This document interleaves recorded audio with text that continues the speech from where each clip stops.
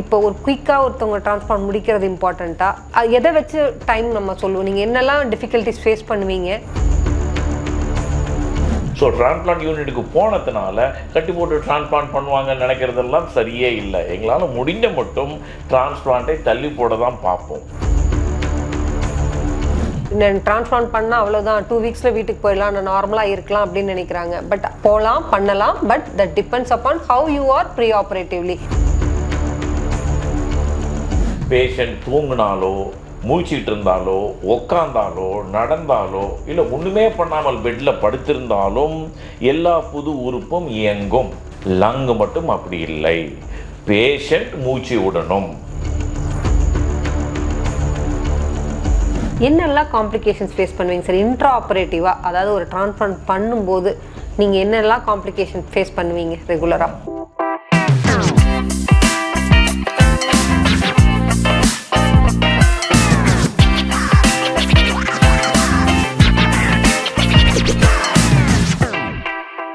Transplant பண்ணுறதுக்கு time எவ்வளோ நேரம்? இது எல்லா பேஷண்ட்டும் எங்கள்கிட்ட கேட்குற கொஸ்டின். எவ்வளோ நேரத்தில் டிரான்ஸ்பிளான்ட் பண்ணுவாங்க அப்படிங்கிறது time. The time is very important. இப்போ ஒரு குயிக்காக ஒருத்தவங்க டிரான்ஸ்பிளான்ட் முடிக்கிறது இம்பார்ட்டண்ட்டா? எதை வச்சு டைம் நம்ம சொல்லுவோம்? நீங்கள் என்னெல்லாம் டிஃபிகல்ட்டிஸ் ஃபேஸ் பண்ணுவீங்க டைம் மேனேஜ்மெண்ட்டுக்காக?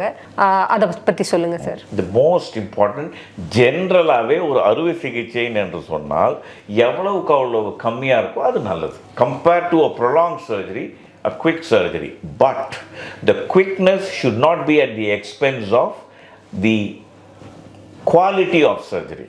ஸோ ஒரு சேஃப்டியை கொஞ்சம் காம்ப்ரமைஸ் பண்ணி சீக்கிரம் பண்ணணும்னு மூடக்கூடாது. ஸோ நம்ம செய்யணும்னு நினச்சதை செய்யணும் ஃபுல்லாக, அதே சமயத்தில் சீக்கிரமாக செய்யணும். டிரான்ஸ்பிளான்ட்டில் இஸ்கீமிக் டைமை காப்பாற்றுறதுக்காக இன்னும் சீக்கிரம் பண்ணுவோம். ஆனால் சில சமயங்களில் இப்போ சில பேருக்கு இதுக்கு முன்னாடி நீங்கள் ஒரு லங் பயாப்சி பண்ணியிருக்கலாம் bronchoscopy வழியாக. அதில் ரிசல்ட் ப்ளஸ் ஆர் மைனஸாக இருந்தால் செஸ்ட் ஆப்ரேஷன் பண்ணியிருக்கலாம். ஸோ இந்த நுரையீரல் பேஷண்ட்டோட நெஞ்சின் சுவருடன் ஒட்டி இருக்கும். அதை பிரித்து எடுக்கிறதுக்கு சம்டைம்ஸ் அந்த டோனர் லங்கை, ரெசிபியன்ட் லங்கை வெளியெடுக்கிறது கஷ்டமாக இருக்கலாம். That may take time. இதெல்லாம் நாங்கள் மைண்டில் வச்சு தான் இப்போ இந்த பேஷண்ட்டுக்கு ரொம்ப ஒட்டி இருக்குது, நிறையா இன்ஃபெக்ஷன் வந்திருக்கு. நீங்கள் சொன்னீங்க இல்லையா, சிஸ்டிக் ஃபைப்ரோசிஸ். சம்டைம் நம்ம நாட்டில் டிபினால், காச நோயினால் நுரையீரல் பழுதடைஞ்சி ரொம்பவும் ஒட்டி இருந்ததுன்னா அந்த நுரையீரலை வெளில எடுக்கிறது கஷ்டம். ஸோ அதுக்கு நாங்கள் அலவுன்ஸ் கொடுப்போம். எக்ஸ்ட்ரா ஒரு 2 hours கொடுத்துட்டு மேட்ச் பண்ணி ட்ரை பண்ணுவோம். என்னெல்லாம் காம்ப்ளிகேஷன்ஸ் ஃபேஸ் பண்ணுவீங்க சார் இன்ட்ரா ஆப்ரேட்டிவாக? அதாவது ஒரு டிரான்ஸ்பிளான்ட் பண்ணும்போது நீங்கள் என்னெல்லாம் காம்ப்ளிகேஷன் ஃபேஸ் பண்ணுவீங்க ரெகுலராக ஃபேஸ் பண்ணுறது? நாங்கள் ஒரு ப்ளீடிங் இஸ் அ காமன் காம்ப்ளிகேஷன்னாலும் நாங்கள் cardiothoracic surgeons we are use to bleeding. We can handle the bleeding. That is number 1. ரெண்டாவது முக்கியமாக நாங்கள் பார்க்குறது, ஏன்னா நாங்கள் இவ்வளவு ஒர்க் அவுட் பண்ணியிருந்ததுனால அந்த ஹைப்பர் அக்யூட் ரிஜெக்ஷன் ஒன்று இருக்குது. அது is virtually not present no. இப்போ வரதே இல்லை. ஏன்னா நீங்களே அந்த ரெசிபியன்ட் அசஸ்மெண்ட்டில் you are part of the assessment team. நீங்கள் அந்த இம்யூனாலஜிக்கெல்லாம் பார்ப்பீங்க இந்த பேஷண்ட்டுக்கு ரிஜெக்ஷன் ஆகும் வாய்ப்புகள் எவ்வளோ இருக்குங்கிறத. அதை பற்றி சீக்கிரம் வருவோம். நம்ம அந்த ஹைப்பர் அக்யூட் ரிஜெக்ஷன் இல்லைன்னாக்கா ப்ளீடிங் ஒன்று நாங்கள் பார்ப்போம். ரெண்டாவது, இந்த நுரையீரல் அவ்வளவுக்கு அவ்வளவு நல்லா வேலை செய்யாது, புதுசாக பொருத்தப்பட்ட நுரையீரல். அதற்கு காரணம் பிஜிடி, பிரைமரி கிராஃப்ட் டிஸ்ஃபங்க்ஷன். கிராஃப்ட்னு சொல்வது நுரையீரலை, பிரைமரின்னா எந்த காரணமும் இல்லை, தானாகவே அது வேலை செய்ய மாட்டேங்குது, டிஸ்ஃபங்க்ஷன் அப்படின்னு. அதுக்கு தான் நாங்கள் என்ன பண்ணுவோம்னாக்கா கொஞ்சம் வென்டிலேட்டரி சப்போர்ட் இல்லைன்னா நைட்ரிக் ஆக்சைடு, மில்ரினோன் கொடுத்து பார்ப்போம். சில சமயங்களில் அதையெல்லாம் மீறியும் அந்த கிராஃப்ட் நல்லா வேலை செய்யலைன்னா 2-3 நாளைக்கு எக்மோ போட்டுட்டு பண்ணிடுவாங்க. So this is the main intra problems. நான் சொன்ன மாதிரி சைஸ் மிஸ்மேட்ச், நான் நுரையீரலில் பொருத்தின பிறகு எங்களால் நெஞ்சு மூட முடியாமல் இருக்க வாய்ப்பு இருக்குது. அப்போ 1 நாள் 2 நாள் நெஞ்சை திறந்து ட்ரெஸ்ஸிங் போட்டு வச்சுட்டு அப்புறம் 2 நாளில் அந்த வீக்கம் குறைஞ்சி மூட முடியுமான்னு பார்ப்போம். முடியாத பட்சத்தில் எக்ஸ்ட்ரா ஒரு லோப் ஏதாவது எடுத்து செய்வோம் நாங்கள். இப்போ ரிஜெக்ஷன் வரப்போ நான் சொன்ன மாதிரியே ஹைப்பர் நீங்கள் அந்த ப்ரீ ஆப்ரேட்டிவ் அசஸ்மெண்ட்டில் ரிஜெக்ஷன் வருமா வராதாங்கிறதுக்கு எப்படி நீங்கள் செக் பண்ணுவீங்க? ஒருவேளை நமக்கு கிராஸ் மேட்ச் பாசிட்டிவ் அப்படின்னு சொல்லி வருது, நம்ம அந்த டோனர்லேருந்து எடுக்கிற பிளட்டையும் நம்ம பேஷண்ட்டோட பிளட்டையும் போட்டு நம்ம பார்ப்போம். அது ஒருவேளை பாசிட்டிவ்னு வருது அப்படின்னு சொல்லி பார்த்தோம்னா அதுக்குரிய மெத்தட் நம்ம வந்து சில பேஷண்ட்ஸ்க்கு கிராஸ் மேட்ச் பாசிட்டிவ்னு வந்துன்னா சில டைம் போஸ்ட் ஆப்ரேட்டிவாகவும் நம்ம வந்து பிளாஸ்மா எக்ஸ்சேஞ்ச் தேவைப்படும். அது இல்லாமல் வந்து நமக்கு வந்து இம்யூனோசப்ரசன்ட் மெடிக்கேஷனையும் கொஞ்சம் ஹைக்கப் பண்ணுற மாதிரி இருக்கும். ஸோ இந்த குரூப் ஆஃப் பீப்புளை வந்து இந்த மாதிரி ஒரு கிராஸ் மேட்ச் பாசிட்டிவ்னு வர்ற பேஷண்ட்டை நம்ம க்ளோஸ் ஃபாலோஅப்பில் வச்சுப்போம், ஏதாவது சான்ஸ் ஆஃப் ரிஜெக்ஷன் இருக்குதா அப்படின்னு பார்க்கறதுக்கு. ஸோ இந்த ஆன்டிபாடி ஆல்ரெடி இருக்கிற பேஷண்ட்டுக்கு நம்ம ஆன்டிபாடி ரிமூவ் பண்ணிவிட்டு நம்ம டிரான்ஸ்பிளான்ட் பண்ணுறதுனால possibility of hyper acute rejection, அதாவது ஆன் டேபிளில் ரிஜெக்ஷன் வர்றதுக்கான வாய்ப்புகள் இப்போ ஆல்மோஸ்ட் வந்து நில்லாயிடுச்சு. இப்போ நம்மளோட எந்த பேஷண்ட்டுக்குமே, ஈவன் நான் டிரான்ஸ்பிளான்ட் பல்மனாலஜிஸ்ட் ஆகி நான் எந்த பேஷண்ட்டுக்கும் ஹைப்பர் அக்யூட் ரிஜெக்ஷன் நான் ஆன் டேபிளில் பார்த்ததில்லை. பிகாஸ் ஆஃப் திஸ் டெஸ்டிங்லாம் இப்போ அட்வான்ஸ்மெண்ட் வந்ததுனால ப்ராப்ளம் இப்போதைக்கு இல்லை, ஹைப்பர் அக்யூட் ரிஜெக்ஷனோட ப்ராப்ளம் இல்லை. சார், இந்த போஸ்ட் டிரான்ஸ்பிளான்ட்டாக உங்களுக்கு வந்து ஒரு பேஷண்ட்டை வந்து தியேட்டர்லேருந்து ஐசியூக்கு கொண்டு வந்துடுறீங்க. ஐசியூ கொண்டு வந்தோடனையும் எப்போ பேஷண்ட்டை வந்து வென்டிலேட்டர்லேருந்து ரிமூவ் பண்ணுவீங்க? உடனே இம்மீடியட்டாக பேஷண்ட்டுக்கு ஆக்சிஜன் தேவைப்படாதா?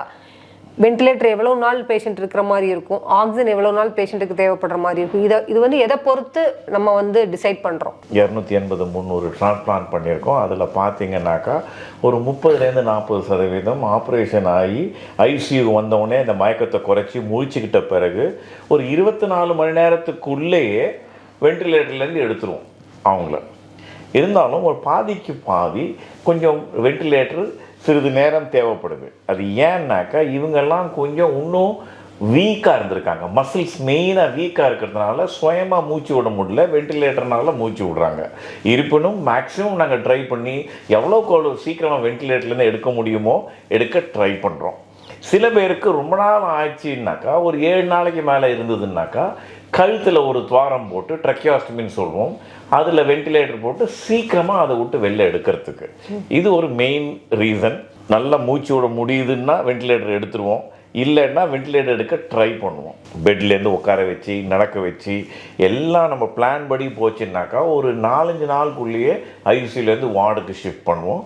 முதல் நாள்லேருந்தே ஆன்டி ரிஜெக்ஷன் மருந்து ஆரம்பிச்சிருவோம். பொதுவாக பார்த்திங்கன்னா டிரான்ஸ்பிளான்ட், அதாவது மற்றொரு நபரிடம் இருந்து ஒரு உறுப்பை எடுத்து நம்ம உடம்புல வச்சால் நம்ம உடம்பு அந்த உறுப்பை ஒரு விரோதியாகத்தான் பார்க்கும். நம்ம மூளைக்கு தெரியும் இது என்னோட நன்மைக்காக செஞ்சுருக்கேன்னு, நம்ம உடம்புக்கு தெரியாது. ஸோ அது ஒரு விரோதின்னு நினச்சி தாக்கல் செய்யும். அந்த தாக்கல் தான் மெடிக்கலாக நம்ம ரிஜெக்ஷன்னு சொல்கிறோம். தூய தமிழில் சொல்லணுன்னா ஒவ்வாமைன்னு சொல்லுவோம். இந்த ரிஜெக்ஷனுக்கு மேண்டேட்ரி ஆன்டி ரிஜெக்ஷன் பில்ஸ் எடுக்கணும். எடுக்காத பட்சத்தில் ரிஜெக்ஷன் ஆகிடும், செஞ்ச எஃபர்ட் எல்லாம் வேஸ்ட் ஆகிடும், பேஷண்ட் உயிருக்கு ஆபத்தான நிலை வரும். ஸோ டிரான்ஸ்பிளான்ட்டை பொறுத்த வரைக்கும் rejection is one of the major problems for all patients undergoing transplant for all organs, whether it is heart, lung, liver, kidney, bowel, pancreas, எல்லாருக்குமே. ரெண்டாவது, இந்த ரிஜெக்ஷன்னால் நீங்கள் சாப்பிட்ற மருந்து ஆன்டி ரிஜெக்ஷன் பில்ஸ் என்ன பண்ணுதுன்னாக்கா நம்ம இம்யூனிட்டியை குறைக்குது. We call it immunosuppressant. It suppresses our immunity. Immunity is the one which causes rejection. நீங்கள் சொன்ன hyperacute rejection, acute rejection, chronic rejection. So இந்த இம்யூனிட்டியை குறைக்கிறப்போ அந்த ரிஜெக்ஷன் காஸ் பண்ணும் இம்யூனிட்டியை மட்டும் குறைச்சிட்டு மற்ற இம்யூனிட்டியை வச்சுக்கலான்னா அது ஒரு நல்ல ஒரு எண்ணம். இது வரைக்கும் மனிதர்களால் நம்ம பண்ண முடியல. இம்யூனிட்டியை குறைச்சா எல்லா இம்யூனிட்டியும் குறைஞ்சிடும். அப்போ ஒரு சாதாரண காமன் கோல்டு, உங்களுக்கும் எனக்கும் ஒரு 3 நாளில் வந்துட்டு போகக்கூடிய common cold could become a life-threatening pneumonia for this patient. So it is a பார்ட்டர்னு சொல்லுவோம் நாங்கள் டிரான்ஸ்பிளான்ட்டில். ஒரு நல்லா கஷ்டம் இல்லாமல் சுவாசிக்கிறதுக்காக நான் ஒரு புது லங்கை எடுத்துக்கிறேன், அதுக்கு பதிலாக என்னோட இம்யூனிட்டியை விலை பேசுகிறேன், இம்யூனிட்டியை தரேன். Everybody must have. So the main problems after transplant is rejection or because of anti rejection pill and low immunity infection. So நீங்கள் சொல்லுங்கள், ஒரு டைட் ரோட் நீங்கள் வாக் பண்ணுவீங்க, அப்படியே இன்ஃபெக்ஷனாகவும் இருக்கலாம், ரிஜெக்ஷனாகவும் இருக்கலாம்னு. So how do you manage that? So actually it is very difficult in a post transplant because most of the clinical manifestation ஒரு பேஷண்ட் ரிஜெக்ஷனா இன்ஃபெக்ஷனா அப்படின்னு கண்டுபிடிக்கிறது it is very difficult in a post transplant period. ஏன்னா ரெண்டுக்குமே treatment just opposite. ரிஜெக்ஷனாக இருந்ததுன்னா நம்ம இம்யூனோசப்ரஷன் மெடிக்கேஷனை அதிகப்படுத்துவோம். இன்ஃபெக்ஷனுக்கு நம்ம வந்து ஆன்டிபயோட்டிக்ஸ் தான் கொடுப்போம். ஸோ எப்பவுமே நம்ம ரிஜெக்ஷனாக இதுக்கு வந்து ஃபர்ஸ்ட் வந்து ப்ராங்கோஸ்கோப் பண்ணுவோம். எல்லா பேஷண்ட்டுக்கும் எடுத்து செக்ரேஷன் இருந்ததுன்னா அது ஏதாவது இன்ஃபெக்ஷன் இருக்குது first we use to rule out infection இல்லை அப்படின்னதுக்கப்புறமா sometimes transbronchial lung biopsy TBLB பண்ணி லங்கில் இட்ஸ் ரியலி ரிஜெக்ஷன் இருக்குது அப்படின்னா we use to optimise the immunosuppression மெடிக்கேஷனை கரெக்ட் பண்ணுவோம். So actually it is very difficult because clinical symptoms பார்த்தீங்கன்னா ரெண்டுலேயுமே ஃபீவர் வரலாம், ரெண்டுலேயுமே பிரெத்லெஸ்னஸ் வரலாம், ரெண்டுலேயுமே இருமல் வரலாம். ஸோ ஒரே ஒரு கிளினிக்கல் சிம்டம்ஸ் மட்டும் வச்சுட்டோ even radiology also sometimes similar, even இன்ஃபெக்ஷன்லேயும் ஒரே மாதிரி ப்ரெசன்டேஷன் இருக்கும், ரிஜெக்ஷன்லேயும் ஒரே மாதிரி ப்ரெசன்டேஷன் இருக்கும். So not only by clinical features and radiology we used to have other parameters like pathology so and other cell-free DNA and other parameter liquid biopsy எல்லாம் வச்சு நம்ம இது இன்ஃபெக்ஷனா ரிஜெக்ஷனா பார்த்து அதுக்குரிய ட்ரீட்மெண்ட்டை வந்து நம்ம ஆரம்பிப்போம். சரி, இப்போது டிரான்ஸ்பிளான்ட் பண்ணால் ஒரு பேஷண்ட்டை உங்களோட இதில் எவ்வளோ நாளில் டிஸ்சார்ஜ் பண்ணியிருக்கீங்க பேஷண்ட்டை? ஏன்னா எங்களுக்கு வர டிரான்ஸ்பிளான்ட் பேஷண்ட்டோட கண்டிஷன் மாறி மாறி இருக்கு. when they are in a good condition we have discharged early as 7 days. But if you want to give an average including long stayers and short stayers, within about 2 to 3 weeks discharge பண்ணிடலாம். சில patient become attached to ICU, they may need ECMO, அதே மாதிரி இருக்கப்போ 4-5 months-உம் ஆயிருக்கு. But they all return back to a normal quality of life. So இதுலேருந்து என்ன தெரியுதுன்னா அந்த preoperative condition of the patient are very very important. எல்லாரும் நினச்சிட்டு இருக்காங்க நான் டிரான்ஸ்பிளான்ட் பண்ணால் அவ்வளோதான் 2 வீக்ஸில் வீட்டுக்கு போயிடலாம், நான் நார்மலாக இருக்கலாம் அப்படின்னு நினைக்கிறாங்க. பட் போகலாம், பண்ணலாம். But that depends upon how you are preoperatively, how you fit you are. அது ரொம்ப ரொம்ப இம்பார்ட்டன்ட். அதை வந்து பேஷண்ட்ஸ் வந்து நிறைய பேர் வந்து ரியலைஸ் பண்ண மாட்டேங்கிறாங்க.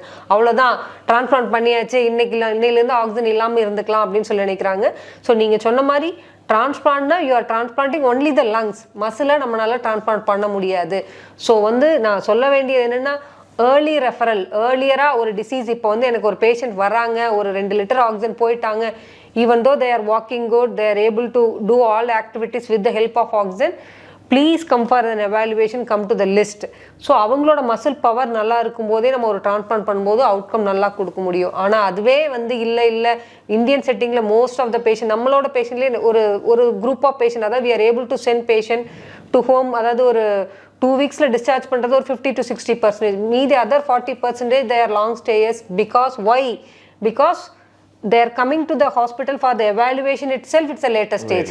So அது மட்டும் இல்லாம பாத்துக்கணும்னு நான் நினைக்கிறேன் சார். நீங்க உங்களோட opinion? Absolutely right. The timing of operation is important. நம்ம பார்த்ததுன்னா நாங்க வந்து இந்த லங் டிரான்ஸ்பிளான்ட் வந்து 2007லேருந்தே பண்ணிட்டு இருக்கோம். அப்போ இருக்கிற காலகட்டத்துக்கும் இப்போக்கும் நல்ல இம்ப்ரூவ்மெண்ட் இருக்கு. There has been a lot of physician awareness, pulmonologist awareness and patients, but still there is room for improvement. Patients can come. ஒரு டிஃபால்ட் மோட் ஒரு பேஷண்ட்டுக்கு என்னன்னா ஒரு ஆப்ரேஷன்னு சொன்னால் சரி டாக்டர் ஆனால் மருந்து மாத்திரையிலே சரி பண்ண முடியுமாங்கிறது தான் எல்லாரும் கேட்குறது. The same thing whole goods for transplant. நீங்கள் சொன்ன மாதிரி we will not unnecessarily, அதாவது நாங்கள் டிரான்ஸ்பிளான்ட் பண்ணுறதுக்கு முன்னாடி ஃபஸ்ட்டு உறுதி செய்வோம், வேறு எந்த ஆப்ஷனும் இல்லைன்னு உறுதி செஞ்ச பிறகு தான் டிரான்ஸ்பிளான்ட் பண்ணுவோம். ஸோ டிரான்ஸ்பிளான்ட் யூனிட்டுக்கு போனதுனால கட்டி போட்டு டிரான்ஸ்பிளான்ட் பண்ணுவாங்கன்னு நினைக்கிறதெல்லாம் சரியே இல்லை. எங்களால் முடிஞ்ச மட்டும் டிரான்ஸ்பிளான்ட்டை தள்ளி போட தான் பார்ப்போம். ஆனால் அந்த டைம் வந்துருச்சுன்னாக்கா தாமதப்படுத்தாமல் சீக்கிரம் பண்ணுறது நீங்கள் சொல்கிற மாதிரி.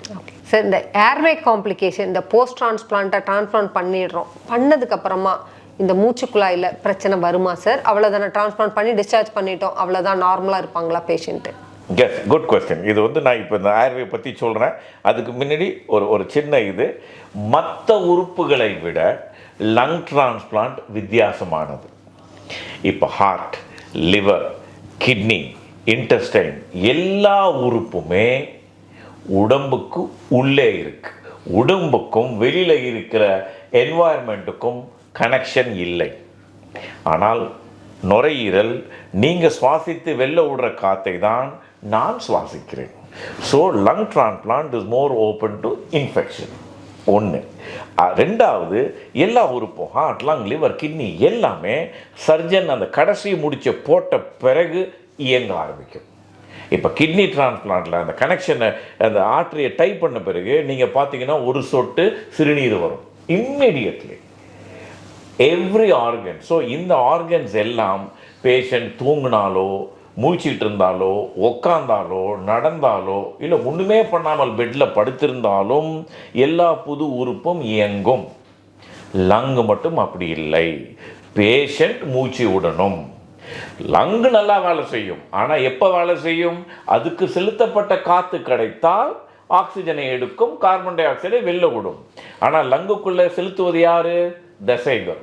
ஸோ லங் டிரான்ஸ்பிளான்ட் வேலை செய்யணும்னா பேஷண்ட் மூழ்கிருக்கணும், பேஷண்ட் மூச்சு விடணும், பேஷண்ட் நடக்கணும். ஆனால் மற்ற ஆர்கன் எல்லாத்துக்கும் பேஷண்ட் சும்மா தூங்கினாலே வேலை செய்யும். லங்கில் அப்படி இல்லை. ஸோ இப்போ நீங்கள் சொன்ன மாதிரி, அதாவது ஏர்வே, அந்த ஏர்வே நாங்கள் தைக்கிறப்போ பெரும்பாலான சமயத்தில் சரியாக ஆகிடும். ஒரு 30%, 10ல் 3 பேருக்கு சில ப்ராப்ளம் இருக்காம். அது கூட இப்போ வந்து பல்மனாலஜிஸ்ட், நீங்கள் டிரான்ஸ்பிளான்ட் பல்மனாலஜிஸ்ட் ப்ராங்கோஸ்கோப் பண்ணி உள்ளே இருக்க ஹீலிங் எப்படின்னு பார்க்குறீங்க. கொஞ்சம் லேசாக கொஞ்சம் ஹீலிங் ஸ்லோவாக இருந்தாலும் ஆகிடும். ஒரு சில கட்டத்தில் அந்த நாங்கள் சேர்த்தப்பட்ட இடம் சுருங்கி டைட்டாக ஆகிடும். ஸ்டினோசிஸ்ன்னு சொல்லுவோம், bronchial ஸ்டினோசிஸ். அதுக்கு எப்படிங்கிறத நீங்களே சொல்லுங்கள். ரெண்டாவது, அந்த ரெண்டும் சேராமல் விட்டு போக வாய்ப்பு இருக்குது, டெகிசன்ஸ். ஸோ ஏர்வே காம்ப்ளிகேஷன் வந்து ஒரு 10ல் 3 பேர் இருந்தாலும் அந்த ஏர்வே காம்ப்ளிகேஷன்ஸ் எல்லாமே எடுத்தீங்கன்னா அதில் 20%க்கு தான் மேஜராக நீங்கள் இன்டர்வீன் பண்ணுற மாதிரி வரும். பெரும்பாலானது அப்சர்வேஷன்லேயே சரியாகும். ஸோ bronchial ஸ்டினோசிஸ்க்கு உங்களோட அப்ரோச் என்ன? ஸோ ஜென்ரலாக பார்த்தீங்கன்னா இந்த bronchial ஸ்டினோசிஸ் அப்படின்னு பார்த்தீங்கன்னா ஒரு 3 months ஆஃப் போஸ்ட் ட்ரான்ஸ்பிளான்ட் தான் மோஸ்ட்லி வரும். ஏன்னா அப்போ தான் வந்து இந்த ஹீல் எல்லாம் ஆகி, ஸோ சில பேர்த்துக்கு வந்து இந்த ஹீலாய்ட் டெண்டன்சி அந்த மாதிரிலாம் இருக்கும். அவங்களுக்கு பார்த்திங்கன்னா கொஞ்சம் ஸ்கார் ஃபார்மேஷன் நிறைய இருக்கும். அது இல்லாமல் சில பேருக்கு பார்த்திங்கன்னா இந்த ஏர்வே, அதாவது அந்த நம்ம அனஸ்டமோசிஸ் பண்ணின இடத்த, ஸ்டிச் பண்ண இடத்த சுற்றியும் ரெக்கரண்ட்டாக இன்ஃபெக்ஷன் இருக்கும். அது வந்து அந்த இன்ஃபெக்ஷன் வந்துக்கிட்டே இருக்கும்போது அதுவும் வந்து சம்டைம்ஸ் வந்து உங்களுக்கு வந்து சம் பாயிண்ட் ஆஃப் டைமில் ஸ்டினோஸ் ஆக வாய்ப்பு இருக்குது. சம்டைம்ஸ் பார்ஷியலாக பாதி மட்டும் சுருங்கலாம், சில டைம் ஃபுல்லாகவே சுருங்கிடலாம். ஒரு சில டைம் வந்து லெஸ் தேன் 50% தான் அந்த ஏர்வே டயமீட்டரோட லெஸ் தேன் 50% தான் ஸ்டினோசிஸ் வந்திருக்குது அப்படின்னா நம்ம வெயிட் பண்ணி பார்ப்போம். எதுவும் இன்டர்வென்ஷனே இல்லாமல், பேஷண்ட் பிரெத்லெஸ்னஸ்லாம் எதுவும் இல்லை, நம்ம ப்ராங்கோஸ்கோப் பண்ணும்போது மட்டும் we are able to feel some stenosis இருக்குது அப்படின்னு சொல்லி பார்த்தோம்னா வெயிட் பண்ணி கன்சர்வேட்டிவாக ஏதாவது ஒரு ஏர்வே இன்ஃபெக்ஷன் மாதிரி இருக்குது அப்படின்னா அதை மட்டும் ட்ரீட் பண்ணிட்டு விட்டுருவோம். அதுவே சில பேருக்கு சிம்டம்ஸ் இருக்கும், அதனால் மூச்சு திணறல் சில பேஷண்ட்டுக்கு இருக்கும். அண்ட் ப்ராங்கோஸ்கோப்பிக்லாம் பார்க்கும்போது அந்த டயமீட்டர் வந்து மோர் தேன் 50% ஆக்குபை பண்ணியும் இருக்கும். அவங்களுக்கு வந்து நம்ம வந்து நிறைய மொடாலிட்டிஸ் பண்ணுவோம். ஜஸ்ட் ஒன்லி ஃபர்ஸ்ட் வந்து ப்ராங்கோஸ்கோப் மட்டும் இன்ட்ரடியூஸ் பண்ணி பார்ப்போம் எவ்வளோ தூரம் போயிட்டு வருது அப்படின்னு. சில பேர்த்துக்கு பலூன் டைலட்டேஷன்னு சொல்லுவோம். ஸோ பலூன் வச்சு நல்லா எக்ஸ்பேண்ட் பண்ணி அந்த ஸ்டினோசிஸை வந்து விரிவாக்குவோம். அதுலேயும் சில பேர்த்துக்கு பார்த்தீங்கன்னா ரெக்கரண்ட்டாக மறுபடியும் அப்போ சரியாகும், மறுபடியும் வந்துக்கிட்டே இருக்கும். அந்த மாதிரி வந்துக்கிட்டே இருக்கிற பேர் ரெக்கரண்ட் ஸ்டினோசிஸ்ன்னு சொல்லுவோம். அவங்களுக்கு பார்த்தீங்கன்னா நம்ம வந்து அந்த டிஷ்யூக்குள்ளே வந்து ஸ்டீராய்டு, மிட்டாமைசின் இந்த மாதிரியெல்லாம் போட்டுவிட்டு பார்ப்போம். அப்போவும் இல்லை மறுபடியும் வந்துக்கிட்டே இருக்குதுன்னா we used to consider ஸ்டென்டிங், silicon ஸ்டென்டிங் போட்டு நம்ம வந்து அந்த ஏர்வேவை ஓப்பன் அப் பண்ண பார்க்கலாம். சில பேர்த்துக்கு அதுலேயும் இல்லை ஸ்டென்ட்டும் போட முடியல அப்படிங்கிற பட்சத்தில் சர்ஜிக்கலாக தான் ஓப்பன் பண்ணி பண்ணுற மாதிரி இருக்கும். அந்த மாதிரி போகிற patients very rare. Most of the patients வந்து கன்சர்வேட்டிவாகவே இம்ப்ரூவ் ஆயிடுவாங்க. Some patient used to require bronchoscopic intervention, but this is only a benign complication. It's not a malignant. It's only it will increase the morbidity, not the mortality. So கொஞ்சம் long stay hospitalisation அடிக்கடி வர மாதிரி இருக்கும். இது மூலமாக ஸ்டினோசிஸ்னால post obstructive pneumonia அந்த மாதிரி எல்லாம் சில பேஷண்ட்ஸ்க்கு வரதுக்கான வாய்ப்பு இருக்குது. ஒரு 10% வந்து உங்களுக்கு வந்து ஒரு 20% ஸ்டினோசிஸ் வரலாம். அதில் எனக்கு தெரிஞ்ச ஒரு bronchoscopic intervention தேவைப்படுறது ஒரு 7 to 8% தான் bronchoscopic intervention. All other patient used to improve with the conservative management தான். ஸோ இப்போ வந்து டிரான்ஸ்பிளான்ட் பண்ணதுக்கப்புறம் ஒரு லங் டிரான்ஸ்பிளான்ட் பண்ணதுக்கப்புறம் எவ்வளவு நாள் மேக்ஸிமம் உயிரோடு இருக்கலாம் பேஷண்ட்டு? இதுலேயும் லங் மற்ற உறுப்புகளை விட வித்தியாசமாக இருக்குது. எந்த நோய்க்காக நம்ம டிரான்ஸ்பிளான்ட் செய்தோமோ அதை பொறுத்து அவங்களோட சர்வைவல், அதாவது அவுட்கம் இருக்குது. இதில் இந்த சிஸ்டிக் ஃபைப்ரோசிஸ், இந்த சின்ன குழந்தைங்களுக்கு அந்த இன்ஃபெக்ஷன் வரத்துக்கு செய்கிறது தான் பெஸ்ட் ரிசல்ட். சிஸ்டிக் ஃபைப்ரோசிஸுக்கு நம்ம லங் டிரான்ஸ்பிளான்ட் பண்ணால் அது வந்து ஒரு மீடியன் சர்வைவல்னால் 10 பேருக்கு பண்ணால் 5 பேர் சர்வைவ் ஆகுவாங்கன்னா அது வந்து 12 to 13 years, 13 வருஷம். ஆனால் அது 13 வருஷம்தான் கிடையாது. They can go even more. இப்போ நம்மளோட குரூப்லேயே பார்த்தீங்கன்னா we have got survivors more than 10 years, many after 8 years, many after 5 years, based on எப்போ நாங்கள் பண்ணோங்கிறது. அடுத்தது வந்து நுரையீரலில் இரத்த குழாயில் இருக்க அழுத்தம் ஜாஸ்தி ஆகுது. பிரைமரி பல்மனரி ஹைப்பர் டென்ஷன் இருந்தால் சர்வைவல் 10 to 11 years. அடுத்தது சிஓபிடி ஏதாவது நீங்கள் சொன்ன மாதிரி ஸ்மோக்கிங்னால் பழுதுபட்ட நோய்களுக்கு பண்ணோன்னாக்கா it is in the region of 7 to 8 years. ஐஎல்டிங்கிற ஆப்ரேஷனுக்கு நம்ம பண்ணோன்னாக்கா 6 years மீடியன் சர்வைவல். இது மீடியன் சர்வைவலுங்கிறது ஒரு ஸ்டாட்டிஸ்டிக்கல் நம்பர், அதாவது பாதி சர்வைவலை சொல்லுது. ஒரு 100 பேருக்கு பண்ணோன்னா 6 வருஷம் கழித்து 50 பேர் நல்லா இருப்பாங்கங்கிற அர்த்தம். பட் நமக்கு தனிப்பட்ட முறையில் சொல்லணுன்னாக்கா நம்ம ரேஞ்சு தான் சொல்லுவோம், ஃப்ரம் 2. இப்போ 6 மீடியனாக இருந்ததுனாக்கா you are looking at 4 to 8 or 9 years. But நீங்கள் வந்து பார்த்துட்டு இது என்ன இங்கே 8 years 9 years சொல்கிறீங்களே, அது என்ன நல்லா இல்லையேன்னு நினச்சிங்கன்னா, த மெயின் திங் நீங்கள் லங் ட்ரான்ஸ்பிளான்ட் பண்ணுற பேஷண்ட்டை பார்க்கணும். நம்ம எப்போ பண்ணுறோம், வேறு எந்த ஆப்ஷனும் இல்லாமல் ஆக்சிஜனில் உட்காந்த இடத்துல இருக்கிற ஒரு பேஷண்ட்டுக்கு பண்ணாமல் விட்டுட்டால் அவங்களோட சர்வைவல் மேபி 1 year 2 year. அவங்களுக்கு 6 to 8 years is a big change. Not only 6 to 8 years, it is a quality of life. So நாங்கள் சொன்ன மாதிரி இன்ஃபெக்ஷனும் ரிஜெக்ஷனும் இல்லாத பட்சத்தில் ஆக்சிஜனை எடுத்து விடலாம், சுயமாக மூச்சு விடலாம். நல்ல ஆக்சிஜன் இருக்கிறதுனால மற்ற உறுப்புகள் வேலை செய்யும், இவங்களால சாப்பிடலாம், நடக்கலாம், எல்லாம் பண்ணலாம். they will come to a normal life. The quality of life improves. But you must tell me, how much are you going to allow them to work or mix with the general population? So எப்படின்னா ஒரு patient transplant பண்ணதுக்கப்புறம் இந்த general நம்மளோட பீப்புளே எப்படின்னா they will forget, அதை ப்ரீ ட்ரான்ஸ்பிளான்ட்டாக நம்ம எப்படி இருக்கிறோம் அப்படிங்கிறதே மறந்துடுறாங்க. So they use to generally mingle with all the people, they use to go to crowd எல்லாம். ஸோ என்னை பொறுத்த வரைக்கும் நான் என்னோட பேஷண்ட்ஸ்க்கு நான் சஜஸ்ட் பண்ணுறது என்னென்னா, post transplant definitely first 3 months we used to have strict protocol isolation.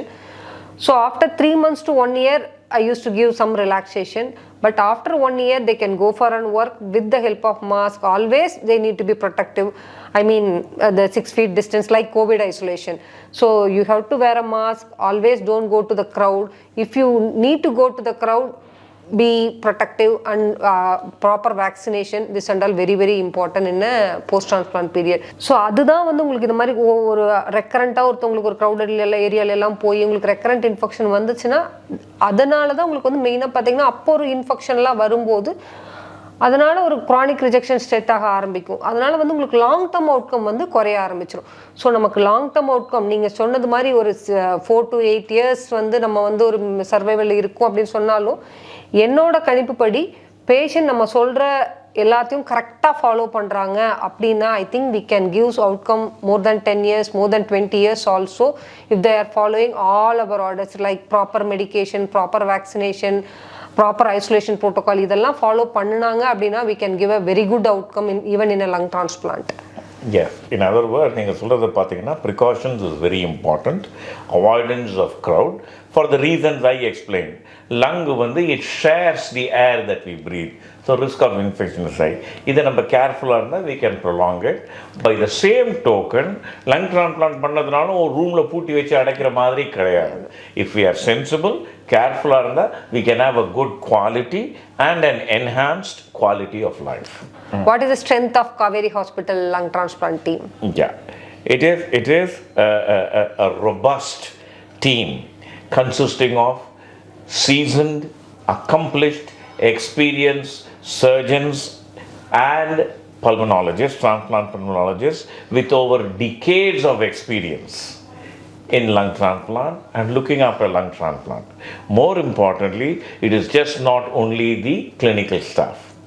It is the coordinators, the perfusionists, the nurses, the dietitian, physiotherapy, most important. இதெல்லாம் பண்ணி when we provide a holistic care, we look not only at the immediate survival. இப்போ lung transplant பண்ணி முடிச்சோன்னா உங்களை அப்படியே தனியாக விட்டுற போகிறதில்ல. We maintain contact through WhatsApp groups and they are always in contact with us, and we have patients over even 10 years who are in contact with us.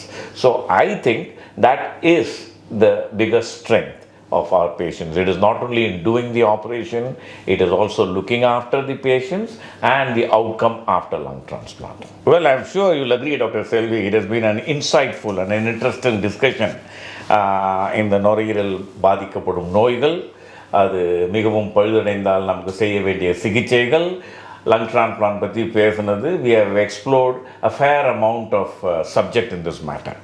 Dear viewers, stay tuned for further updates on other aspects of lung surgery, lung transplant surgery, interventional pulmonology, and the field of respiratory medicine and thoracic surgery.